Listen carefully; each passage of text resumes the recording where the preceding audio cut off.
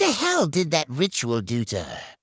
Back in 2007, deep in the deserts of Tunisia, a young woman named Rania stumbled upon a crumbling stone hut and went inside. She lit a single black candle, sat down and waited for whatever was going to happen to her.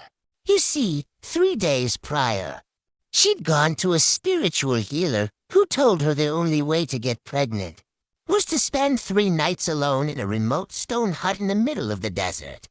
No talking, just 3 nights of total silence. But as the 3rd night wore on, she began hearing strange noises outside the hut. At first, just the sound of the wind, but then a voice, a raspy whisper that sounded like it was right behind her saying her name over and over again. Then she felt something cold and skeletal crawl up her leg, and she screamed. But when she turned around, there was nothing there.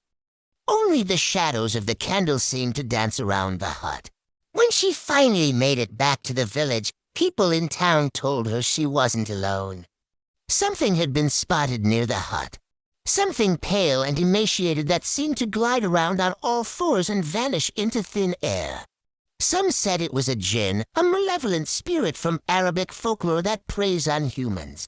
The locals warned Rania to forget about the ritual and move on with her life, but it was too late. 2 weeks later, she found out she was pregnant.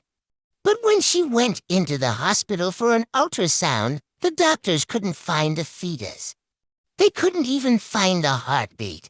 All they saw was Rania, who was clearly pregnant, but whose belly contained nothing but darkness.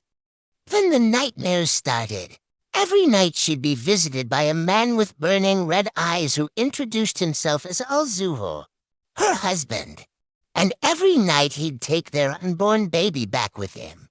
When she woke up, she'd find scratches and bite marks all over her body. For months later, she miscarried in a hospital bed. Doctors said it was just a phantom pregnancy, but Rania knew better. Whatever had taken her baby hadn't returned it. That much was certain.